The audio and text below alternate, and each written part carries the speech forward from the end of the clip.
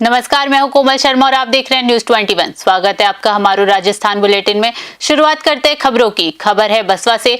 बसवा उपखंड अधिकारी रविकांत सिंह ने मंगलवार सुबह 10:15 बजे कोलाना स्थित स्वामी विवेकानंद मूक बधिर विद्यालय का औचक निरीक्षण किया। इस दौरान उन्होंने विद्यालय की शैक्षणिक और आवासीय व्यवस्थाओं का बारीकी से जायजा लिया। निरीक्षण के दौरान एसडीएम ने विद्यालय के विशेष योगजन छात्रों से मुलाकात की और सांकेतिक भाषा के माध्यम से उनसे संवाद कर उनकी समस्याओं व सुविधाओं के बारे में जानकारी ली। एसडीएम ने स्कूल प्रशासन द्वारा छात्रों को दिए जा रहे भोजन की गुणवत्ता और परिसर में सफाई व्यवस्था दुरुस्त मिलने पर प्रसन्नता व्यक्त की और स्कूल प्रबंधन के कार्यों पर संतोष जताया। बसवा से ओम प्रकाश साहू की रिपोर्ट।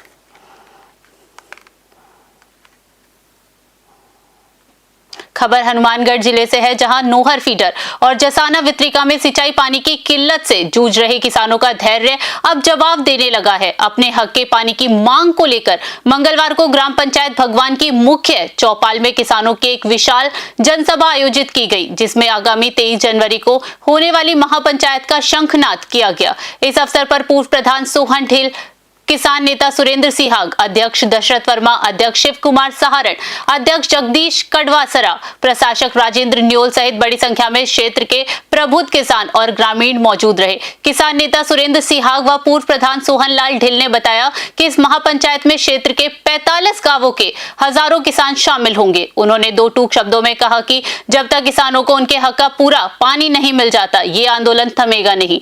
हनुमानगढ़ से विनोद चौधरी की रिपोर्ट। प्रदेश के आगामी बजट में रायसिंह नगर विधानसभा क्षेत्र की प्राथमिकताओं और विकास कार्यों को मजबूती से शामिल करवाने के लिए विधायक सोहनलाल नायक ने मंगलवार को विभागीय अधिकारियों के साथ महत्वपूर्ण बैठक की। बैठक में क्षेत्र की मूलभूत आवश्यकताओं और नए प्रस्तावों पर विस्तृत चर्चा की गई। बैठक में उपखंड अधिकारी सुभाष चंद्र चौधरी और तहसीलदार हर्षिता मिड्डा सहित कई विभागों के आला अधिकारी मौजूद रहे। चर्चा के दौरान जलदाय विभाग, विद्युत विभाग, चिकित्सा एवं स्वास्थ्य विभाग, सार्वजनिक निर्माण विभाग और नगर पालिका के अधिकारियों ने अपने अपने क्षेत्रों की आवश्यकताओं का ब्यौरा विधायक के समक्ष रखा। विधायक ने अधिकारियों से कहा कि विधानसभा क्षेत्र में विकास की गति को तेज करने के लिए अभी सभी विभागों का समन्वय आवश्यक है। उन्होंने विशेष रूप से पेयजल किल्लत, विद्युत आपूर्ति में सुधार और ग्रामीण सड़कों के सुदृढ़ीकरण पर जोर दिया। रायसिंह नगर से राजू शर्मा की रिपोर्ट। मीटिंग के अंदर हम लोगों ने जितने हमारे रायसिंह विधानसभा उपखंड के अधिकारी थे उनको बुलाया। एसडीएम साहब को मैंने कल बात की थी सुबह में। मैंने सब बुला के जो नया बजट आ रहा है अपने विभागों की क्या क्या आवश्यकताएं हैं उन पर अपनी बात करेंगे। तो एसडीएम साहब ने मुझे रात का भी अपनी मीटिंग कर ली है। तो आज मीटिंग है, तो उस मीटिंग में हम आए। हमने ये कहा सभी डिपार्टमेंट कि भाई हमारे इस क्षेत्र के अंदर विकास के लिए क्या क्या रिक्वायरमेंट है, किन किन चीज़ों की ज़रूरत है। हर विभाग, चाहे वो पशुपालन हो, चिकित्सालय हो या इसका पीएचडी का हो, इलेक्ट्रिसिटी हो, जो भी विभाग है, ये विभाग अपने अपने प्रस्ताव, क्योंकि हमें ये चीज़ों की ज़रूरत है ताकि उनको हम विधानसभा में सरकार के सामने रख के उनको पूरा करवाने का प्रयास करें। इसलिए ये मीटिंग के अंदर सभी अधिकारियों को ये हम लोगों ने कहा प्रस्ताव।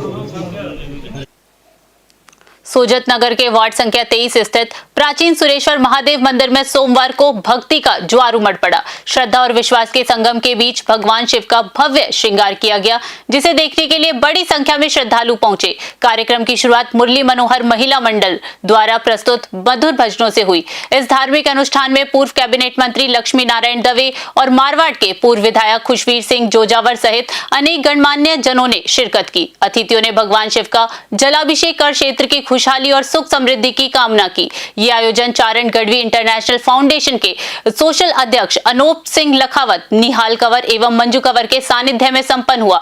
विशेष आकर्षण का केंद्र रही 101 दीपकों से की गई महाआरती, जिसकी दिव्य आभा ने भक्तों को मंत्र मुग्ध कर दिया। आरती के पश्चात भगवान को भोग लगाकर विशाल महाप्रसाद का वितरण किया गया। पाली से ललित तिवारी की रिपोर्ट।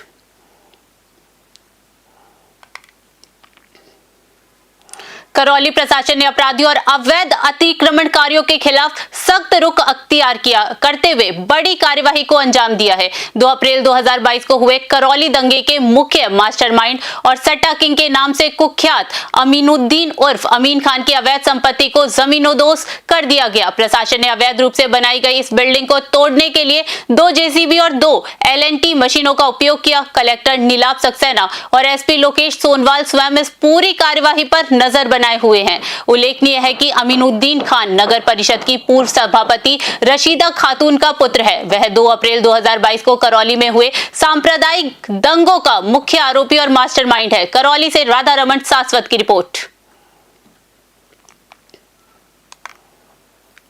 बेगू उपखंड क्षेत्र के पारसोली थाना अंतर्गत बरनियास गांव में 1 महीने पूर्व हुई चंदन के पेड़ों की चोरी का खुलासा न होने से ग्रामीणों का धैर्य जवाब दे गया। बड़ी संख्या में ग्रामीणों ने पारसोली पुलिस थाने का घेराव किया और पुलिस की कार्य प्रणाली के खिलाफ जमकर नारेबाजी की। प्रदर्शनकारियों ने बताया कि केवल बरनियास ही नहीं बल्कि पारसोली कस्बे सहित आसपास के कई गांवों में पिछले कुछ समय से चोरी की कई घटनाएं हो चुकी हैं। स्थानीय समाचार पत्रों और मीडिया में बार-बार खबरें प्रकाशित होने के बाद भी पुलिस ने हाथ खाली है। ग्रामीणों ने चेतावनी दी है कि यदि जल्द ही चोरी की वारदातों का पर्दाफाश नहीं किया गया तो वे आंदोलन को और उग्र करेंगे। थाने के घेराव के दौरान ग्रामीणों ने पुलिस अधिकारियों से तीखे सवाल किए। उनका कहना है कि पुलिस की सुस्ती के कारण अपराधी बेखौफ घूम रहे हैं और ग्रामीण असुरक्षित महसूस कर रहे हैं। घेराव की सूचना मिलने पर पुलिस के उच्च अधिकारियों ने ग्रामीणों से समझाइश की, लेकिन ग्रामीण ठोस कार्यवाही की मांग पर अड़े हैं। बेगू से मदन मीणा की रिपोर्ट।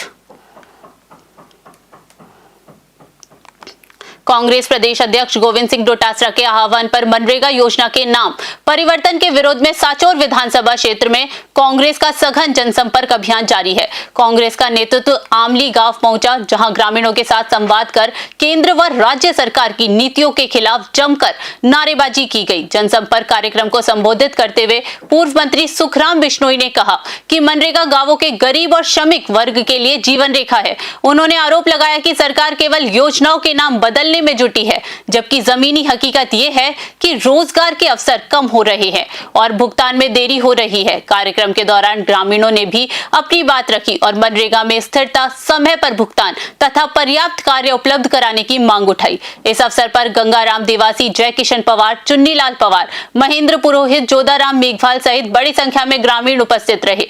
वक्ताओं ने यह भी कहा कि जालोर सिरोही सांसद लुम्बा राम चौधरी से जब मनरेगा के नाम परिवर्तन को लेकर उसका पूरा फुल फॉर्म पूछा गया तो वे स्पष्ट जवाब नहीं दे पाए। यही सवाल जिला प्रभारी सुमन यादव से किया गया, जिस पर वे हंसी में टालते नजर आई। इस पर वक्ताओं ने चुटकी लेते हुए कहा कि सरकार और जिम्मेदार पदों पर बैठे लोग योजना की मूल भावना तक से अनभिज्ञ है। सांचौर चीतलवाना से सवाई सोनी की रिपोर्ट।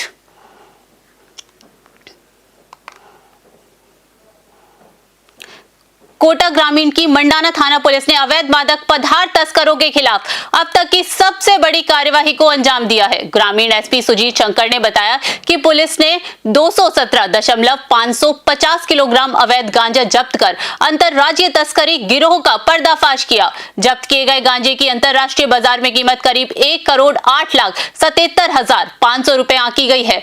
तस्करों ने पुलिस की नजरों से बचने के लिए तस्करी में प्रयुक्त ब्रेजा और स्विफ्ट कारों की विंड स्क्रीन पर एडवोकेट का लोगो लगा रखा था। तस्करों का मानना था कि वकील का स्टिकर देकर पुलिस चेकिंग नहीं करेगी, लेकिन मुखबिर की सूचना पर पुलिस ने उनकी इस योजना को नाकाम कर दिया। पुलिस ने दोनों वाहन जब्त कर आरोपियों के खिलाफ NDPS एक्ट के तहत मामला दर्ज कर लिया है। थाना अधिकारी वासुदेव के नेतृत्व में टीम अब ये पता लगाने में जुटी है कि इतनी बड़ी खेप कहां से लाई गई थी और इसे कहां सप्लाई किया जाना था। कोटा से कामिंदु जोशी की रिपोर्ट।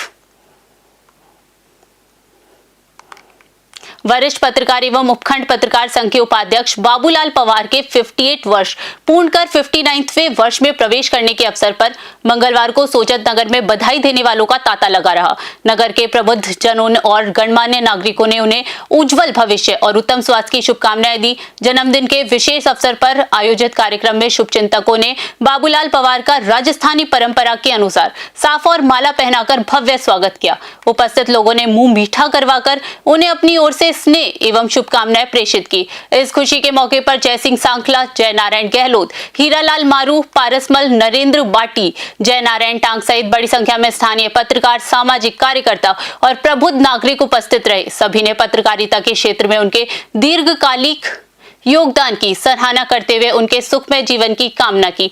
पाली से ललित तिवारी की रिपोर्ट। हमारे राजस्थान बुलेटिन में फिलहाल के लिए इतना ही। देश दुनिया की बड़ी खबरों के लिए बने रहिए News 21 पे। नमस्कार।